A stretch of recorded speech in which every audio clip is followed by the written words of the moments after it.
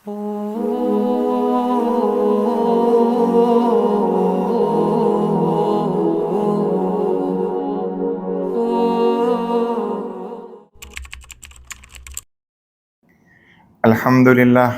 Alhamdulillah, nahmaduhu wa nasta'inuhu wa nastaghfiruhu wa nu'minu bihi wa natawakkalu alayh wa na'udzu billahi min shururi anfusina wa min sayyiati a'malina man yahdihillahu fala mudilla lahu wa min yudlil fala hadiya lahu wa nashhadu an la ilaha illallah wahdahu la sharika lahu wa nashhadu anna sayyidana wa maulana Muhammadan abduhu wa rasuluhu.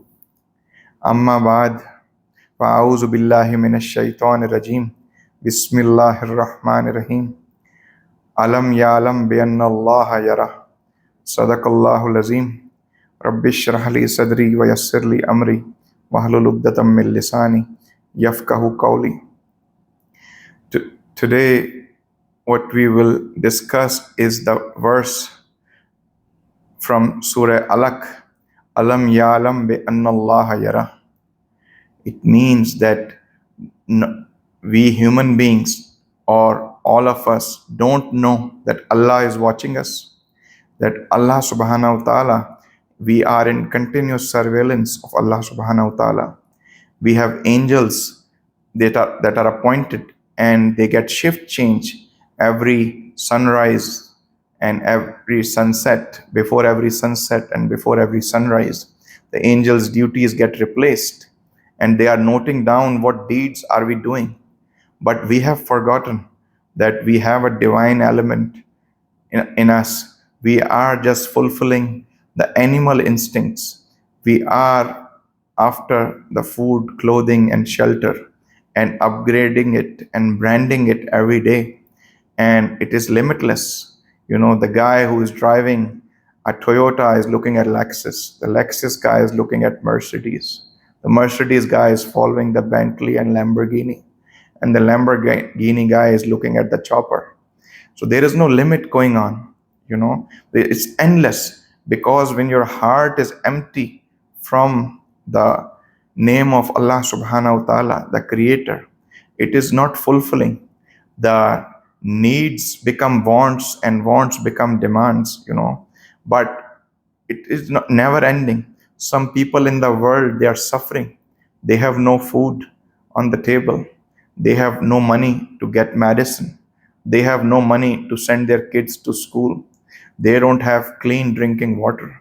And we have all those blessings, but we are wasting those blessings. Allah Ta'ala is watching us, and He has told the exam that we have, that we are all going through, from time of our birth to the time we taste death, that we are born where Allah Ta'ala has decided us.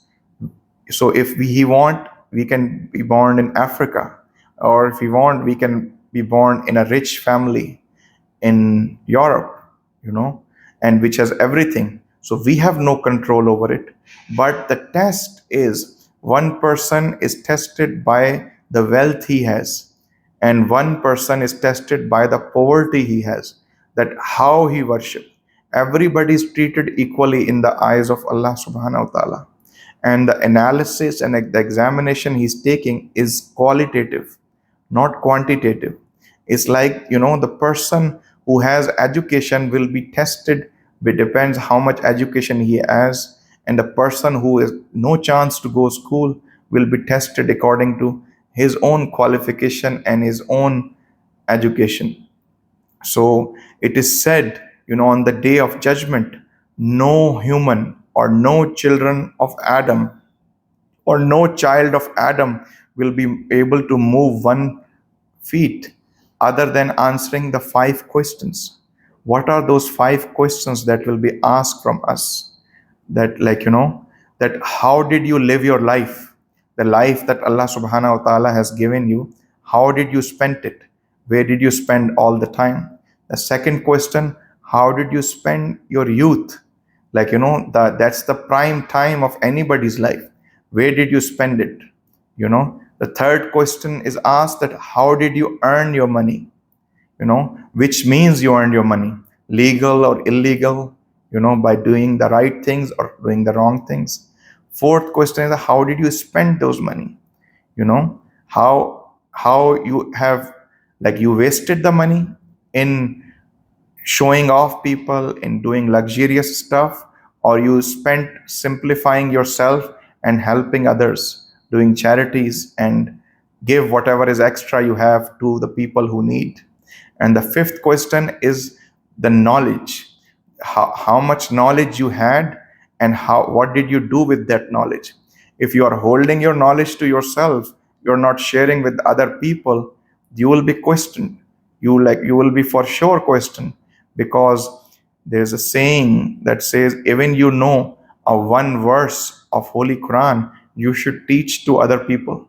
So you get benefit out of it, of teaching them, and they get benefit out of it, learning from them. And this is an ongoing effort. So my request to all of you, that we should be vigilant, that Allah subhanahu wa ta'ala is watching us all the time, and he's saying we are doing all the disobedient activities. We are drinking alcohol, we are eating what he said not to eat, we are doing what he said not to do. We are not, for example, female were asked to cover themselves. Only the female can show her face, her hands, and her feet. Other than that, the whole body should be covered from top to bottom. And they can only reveal to the people who are their mahrams. Mahrams means their brother, their father, their son, their uncle, their grandfather, their father-in-law, their nephew, their niece, males. And they can show rest of it to all the females. They have no limitation in their similar gender. There's no problem in that. But all of us want to show off. All of it. Why there's a modeling going on in this world? Why it's called fashion shows? They want to sell their stuff. Why? What they are selling is not clothes. They're selling the girl who is wearing those clothes. They are not selling the shoes. They're selling the person who is wearing the shoes. They're not selling cars. They're selling the girl who is standing next to it in a bikini. They're saying it's ready for test drive. What is ready for test drive? The car or the girl? So my request, a humble request, we have to hold our animal instincts and to keep them to bare minimum, and we have to become human. The human that is called Ashraful Makhluqat, who is above and beyond all the creations of Allah subhanahu wa ta'ala, to whom the angels prostrate. And Allah subhanahu wa ta'ala loves the person who follow the commandments of Allah subhanahu wa ta'ala and submits his free will to the will of God. So please follow the one God, and please follow the one religion, and read one verse of Holy Quran at least every day. If you do more, it's good for you.